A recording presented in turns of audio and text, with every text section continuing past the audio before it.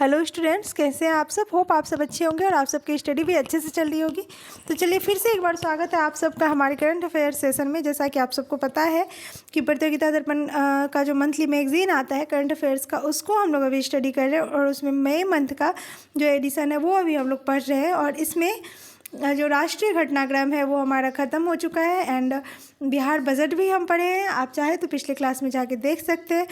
And चूंकि ये मई month का एडिशन है तो आप सबको पता है कि इसमें जो भी घटनाएं होंगी वो 2 महीने पहले की होंगी, ठीक है।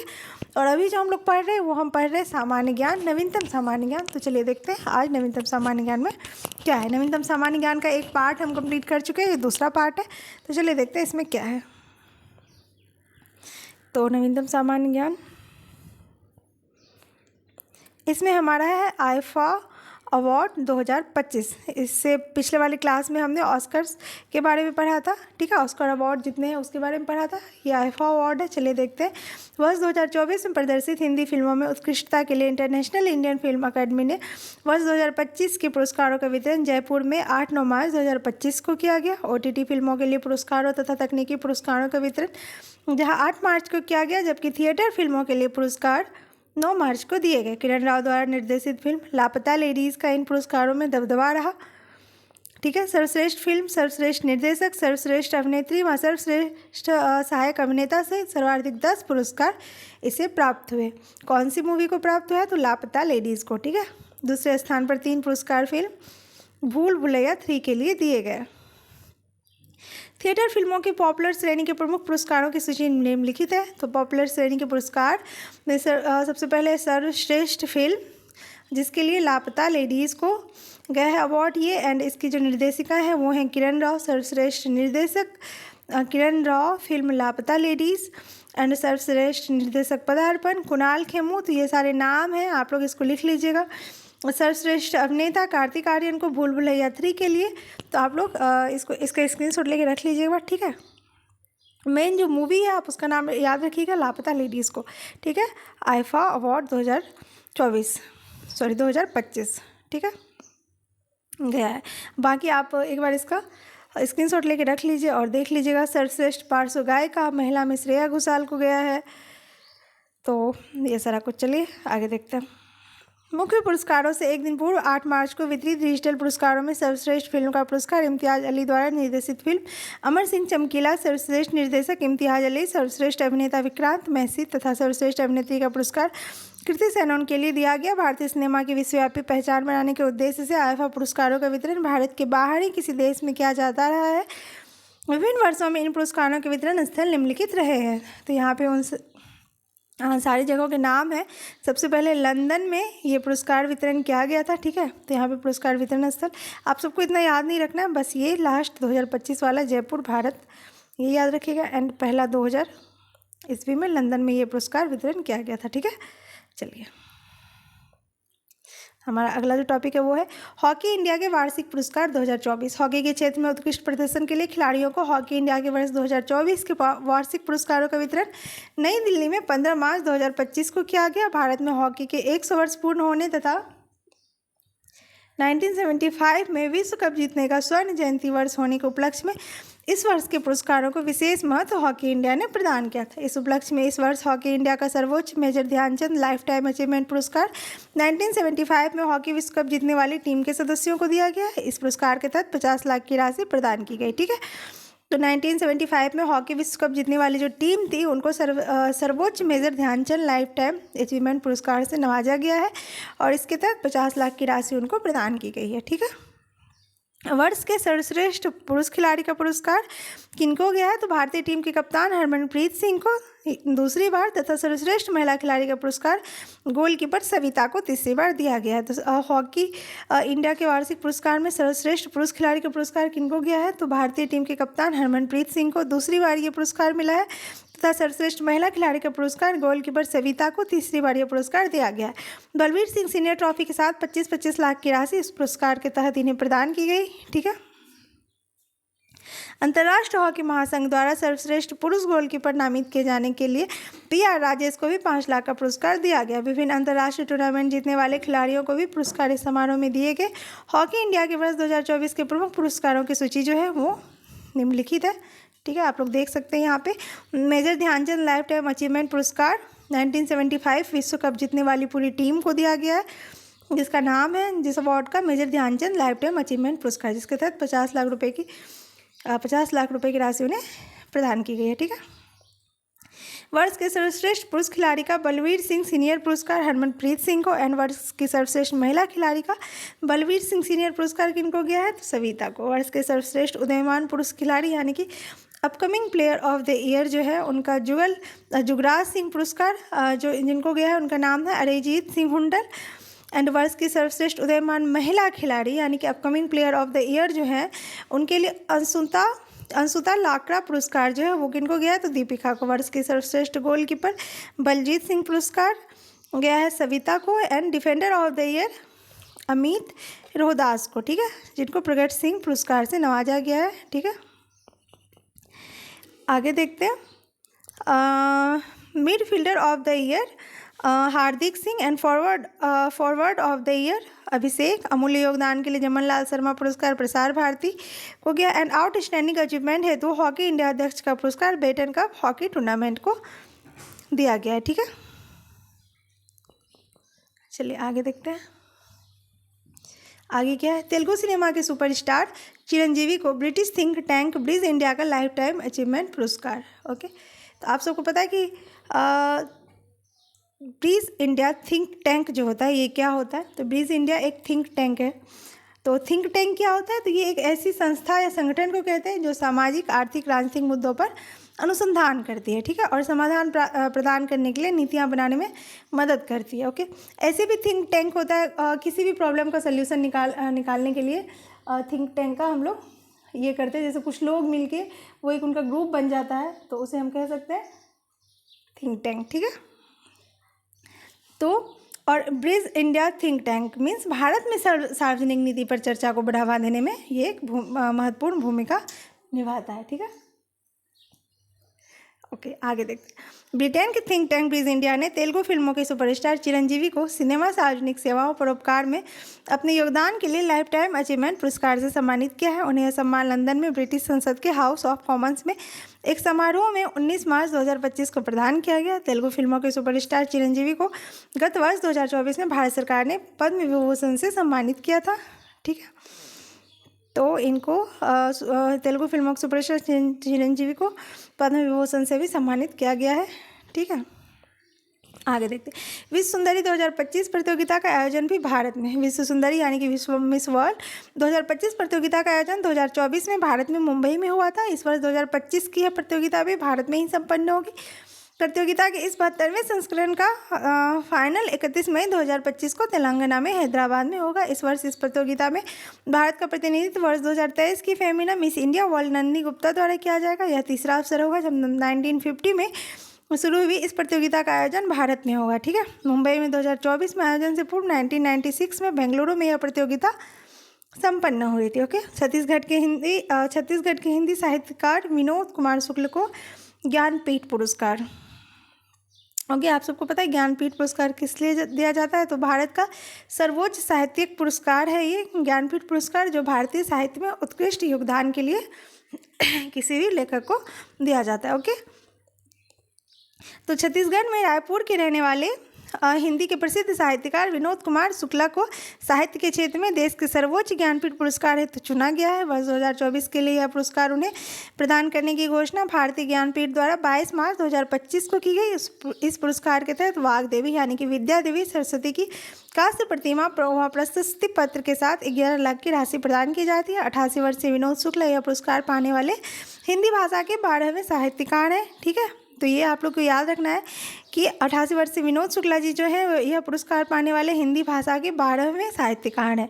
हिंदी साहित्यकारों में यह पुरस्कार पाने वालों में पंडित सुमित्रा नंदन पंत, रामधारी सिंह दिनकर, महादेवी वर्मा, कुंवर नारायण व कृष्णा सोबती आदि प्रमुख शामिल हैं। भारतीय संविधान की 8वीं अनुसूची में शामिल 22 भाषाओं में से किसी भाषा में योगदान के लिए यह पुरस्कार दिया जाता है, किंतु एक बार 2018 का यह पुरस्कार अंग्रेजी भाषा के लिए भी अमिताभ घोष को दिया जा चुका है।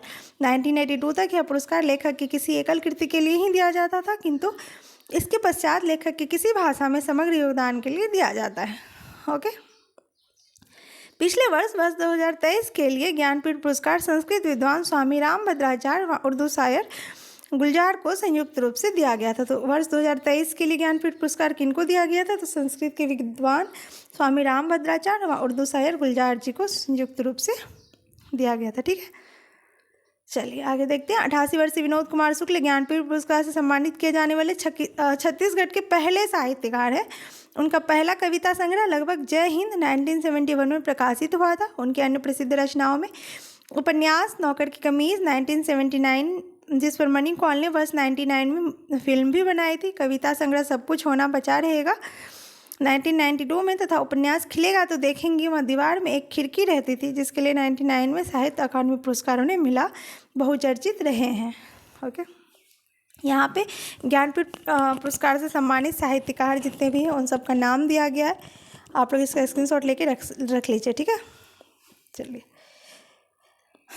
आगे देखते हैं। आगे है सरस्वती सम्मान 2024। के बिरला फाउंडेशन का साहित्य के क्षेत्र का प्रतिष्ठित सरस्वती सम्मान प्रख्यात संस्कृत विद्वान महामहोपाध्याय साधु भद्रेश दास को संस्कृत भाषा की उनकी रचना स्वामी नारायण सिद्धांत सुधा के लिए दिया जाएगा। ठीक है, किनको दिया जाएगा सरस्वती सम्मान 2024? तो साधु भद्रेश दास जी को। ठीक है, उनकी कौन सी रचना है? तो स्वामी नारायण सिद्धांत सुधा के लिए उनको ये पुरस्कार से नवाजा जाएगा। वर्ष 2024 का यह पुरस्कार उन्हें प्रदान करने की घोषणा बिरला फाउंडेशन द्वारा की गई। संस्कृत में PhD व D.Litt की उपाधि प्राप्त भद्रेश दास बोचासन वासी के अक्षर पुरुषोत्तम स्वामीनारायण संस्था के सन्यासी हैं।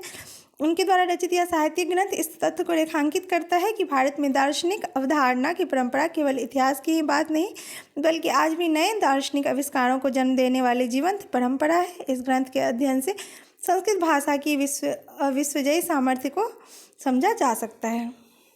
भारत में साहित्य के क्षेत्र में सर्वाधिक प्रतिष्ठित पुरस्कारों में से एक इस पुरस्कार के तहत सरस्वती की प्रतिमा और प्रशस्ति पत्र के साथ 15 लाख की राशि के बिरला फाउंडेशन द्वारा दी जाती है। ठीक है, पिछले वर्ष 2023 का यह सरस्वती सम्मान केरल के साहित्यकार प्रभा वर्मा को उनकी मलयाली काव्यकृत रौद्र सात्विकम के लिए दिया गया था। तो वर्ष 2023 में सरस्वती सम्मान किनको दिया गया था?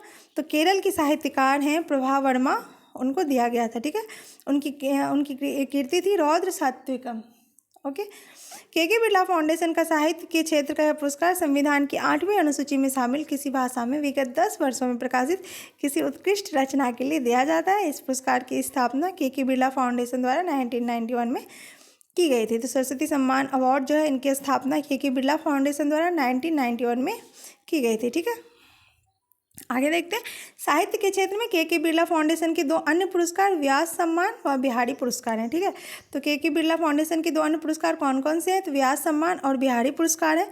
इनमें सरस्वती सम्मान जहां भारतीय संविधान की 8वीं अनुसूची में शामिल किसी भारतीय भाषा में विगत 10 वर्षों में पहली बार प्रकाशित किसी उत्कृष्ट रचना के लिए दिया जाता है। वही व्यास सम्मान किसी भारतीय साहित्यकार को विगत 10 वर्षों में हिंदी में पहली बार प्रकाशित उत्कृष्ट रचना के लिए, तथा बिहारी पुरस्कार राजस्थान के किसी साहित्यकार को विगत 10 वर्षों में पहली बार हिंदी या राजस्थानी में प्रकाशित किसी उत्कृष्ट रचना के लिए दिया जाता है। ठीक है, तो जो बिहारी पुरस्कार है वो राजस्थान के लिए है कि राजस्थान के किसी साहित्यकार को 10 वर्षों में पहली बार हिंदी या राजस्थानी में प्रकाशित किसी उत्कृष्ट रचना के लिए दिया जाता है। सरस्वती सम्मान के तहत 15 लाख, व्यास सम्मान के तहत 4 लाख तथा बिहारी पुरस्कार के तहत 2.5 लाख की राशि अब प्रदान की जाती है। ठीक है, यहाँ पे सरस्वती सम्मान से अब तक सम्मानित सभी साहित्यकारों की सूची दी गई है। आप लोग इसको एक बार देख लीजिए। सबसे पहले 1991 में जब के बिरला फाउंडेशन द्वारा इसकी शुरुआत हुई थी तो हरिवंश राय बच्चन जी को उनकी कीर्ति आत्मकथा जो कि हिंदी में उन्होंने लिखा है उसके लिए उन्हें सरस्वती सम्मान से नवाजा गया था सबसे पहले 1991 में। ओके, एंड अभी फ़िलहाल 2024 में भद्रेश दास जी को।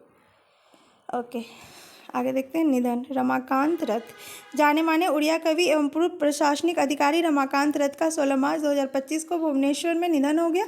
वह 90 वर्ष के थे। भारतीय प्रशासनिक सेवा में रहते हुए कई महत्वपूर्ण पदों पर रहे। रमाकांत रथ 1992 में ओडिशा के मुख्य सचिव पद से सेवानिवृत्त हुए थे। रथ के कुछ प्रमुख कविता संग्रहों में केटे दिनारा, अनेका कोठारी, संदिग्धा मृग्या, सप्तम ऋतु, सचित्रा अंधारा, श्री राधा और श्रेष्ठ कविता शामिल है।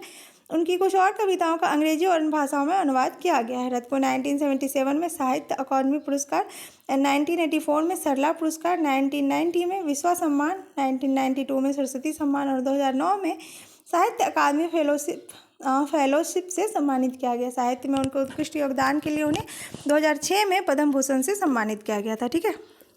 एंड इसके बाद हैं अगले जॉर्ज फोरमैन विश्व के दिग्गज मुक्केबाजों में गिने जाने वाले अमेरिकी मुक्केबाज जॉर्ज फोरमैन का 76 वर्ष की आयु में टेक्सास में ह्यूस्टन में 21 मार्च 2025 को निधन हो गया। 1968 में ओलंपिक खेलों में मुक्केबाजी में स्वर्ण पदक जीतने के पश्चात पेशेवर मुक्केबाजी में प्रवेश करके 1973 में जो फ्रेजियर को हरा कर हेवी वेट मुक्केबाजी खिताब अपने नाम उन्होंने किया था। बाद में 1974 में अपने समय के सबसे धाकड़ मुक्केबाज मोहम्मद अली से वह पराजित हुए थे। मोहम्मद अली के साथ उनका 1974 में वह ऐतिहासिक मुकाबला रंबल इन द जंगल नाम से प्रसिद्ध हुआ था। बाद में एक दशक तक मुक्केबाजी से दूर रहने के पश्चात 1994 में 45 वर्ष की उम्र में आने से 19 वर्ष छोटे माइकल मूडी को हराकर दूसरी बार हैवीवेट खिताब उन्होंने जीता था। ओके, आगे है हमारा जितने भी महत्वपूर्ण डेट हैं वो, तो चलिए देखते हैं। 3 मार्च को विश्व वन्य जीव दिवस। संयुक्त राष्ट्र महासभा ने प्रतिवर्ष 3 मार्च को विश्व वन्य जीव दिवस के रूप में मनाने का फैसला 20 दिसंबर 2013 को अपने 68वें सत्र में किया था। 4 मार्च को राष्ट्रीय सुरक्षा दिवस, 8 मार्च को अंतर्राष्ट्रीय महिला दिवस, 10 मार्च को राष्ट्रमंडल दिवस। ठीक है। एंड 12 मार्च को मॉरिशस दिवस, मॉरिशस का स्वतंत्रता दिवस और गणतंत्र दिवस। 14 मार्च को पाई दिवस, 15 मार्च को विश्व उपभोक्ता अधिकार दिवस एंड 16 मार्च को राष्ट्रीय टीकाकरण दिवस, 18 मार्च को आयुध कारखाना दिवस। ओके, 20 मार्च अंतर्राष्ट्रीय प्रसन्नता दिवस। संयुक्त राष्ट्र महासभा द्वारा 28 जून 2012 को स्वीकृत प्रस्ताव के आधार पर 20 मार्च को इंटरनेशनल डे ऑफ हैप्पीनेस के रूप में प्रतिवर्ष मनाया जाता है। अगला है हमारा 20 मार्च विश्व गौरैया दिवस, 21 मार्च विश्व वन दिवस। प्रतिवर्ष 21 मार्च को विश्व वन दिवस के रूप में मनाने का प्रस्ताव संयुक्त राष्ट्र महासभा ने 28 नवंबर 2012 को पारित किया था। 22 मार्च को बिहार दिवस। 1912 में 22 मार्च को बंगाल प्रेसिडेंसी के विभाजन के परिणाम स्वरूप बिहार एक पृथक राज्य के रूप में अस्तित्व में आया था। 22 मार्च विश्व जल दिवस। 23 मार्च भगत सिंह सुखदेव और राजगुरु का बलिदान दिवस। 23 मार्च पाकिस्तान का राष्ट्रीय दिवस। 23 मार्च 1940 को ऑल इंडिया मुस्लिम लीग के लाहौर सम्मेलन में लाहौर प्रस्ताव पारित किया गया था, जिसके बाद में पाकिस्तान के गठन के लिए आधार प्रदान किया गया। स्वतंत्र पाकिस्तान का पहला संविधान भी बाद में 1956 में 23 मार्च को ही अंगीकृत किया गया था। ओके, इसके बाद 23 मार्च को विश्व मौसम विज्ञान दिवस। 24 मार्च को विश्व क्षय रोग दिवस। 26 मार्च बांग्लादेश को स्वतंत्रता दिवस व राष्ट्रीय दिवस। बांग्लादेश की पाकिस्तान से मुक्ति यद्यपि 16 दिसंबर 1971 को हुई थी। इसके राष्ट्रपति शेख मुजीबुर रहमान ने देश की स्वतंत्रता की घोषणा 26 मार्च 1971 को ही कर दी थी। इस उपलक्ष्य में 26 मार्च को ही देश के स्वतंत्रता दिवस व राष्ट्रीय दिवस के रूप में मनाया जाता है।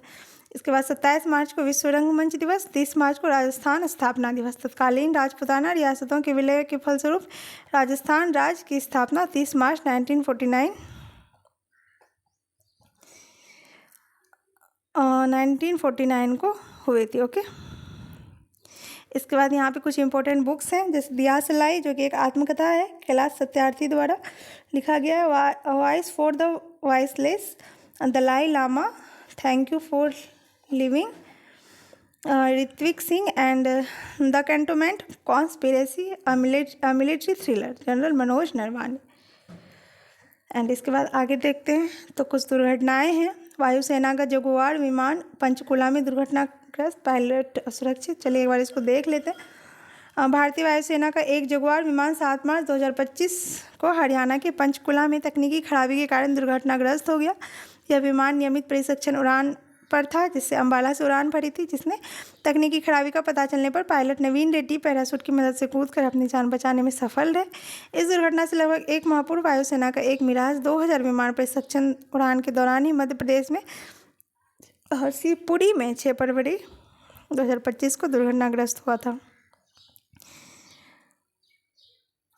तेलंगाना में नगर कुर्नूल में निर्माणाधीन सुरंग का एक हिस्सा ढहने से 8 लोग फंसे। तेलंगाना के नगर कुर्नूल जिले में निर्माणाधीन एक सुरंग श्रीशैलम लेफ्ट बैंक कैनाल के एक हिस्से में छत ढहने से 8 लोग सुरंग के भीतर ही 22 फरवरी 2025 को फंस गए। इन्हें सुरक्षित बाहर निकालने के लिए सेना, नौसेना एनडीआरएफ और अन्य विभिन्न एजेंसियों के विशेषज्ञ राहत अभियान में लगे रहे। इनमें से एक बोरिंग मशीन ऑपरेटर का शव 15 दिन पश्चात 7 मार्च को बरामद किया जा सका। सुरंग में पानी व कीचड़ आदि होने के कारण इनके फंसे होने के स्थान का भी पता या पंक्तियाँ लिखे जाने तक नहीं लग सका था। ओके। उत्तराखंड में चमोली में भारी बर्फबारी के बीच ग्लेशियर टूटा। चमोली में माना गांव में सीमा सड़क संगठन के साथ काम कर रहे 54 मजदूर खराब मौसम के कारण 28 फरवरी 2025 को प्रातः एक ग्लेशियर टूटने से बर्फ में फंस गए। सीमा सड़क संगठन, आईटीबीपी व आपदा प्रबंधन विभाग के जवानों ने राहत अभियान चलाकर इनमें से 50 को बाहर निकालने में सफलता प्राप्त की तथा 4 मजदूरों के शव 2 दिन बाद निकाले जा सके। जीवित निकाले गए 50 मजदूरों से भी 4 की मृत्यु अस्पताल में हो गई। इस प्रकार कुल 8 मजदूर इस हिमस्खलन में मारे गए। ओके, तो आज के लिए इतना ही। फिर मिलते हैं हमारे अगले क्लास में। तब तक के लिए थैंक यू सो मच।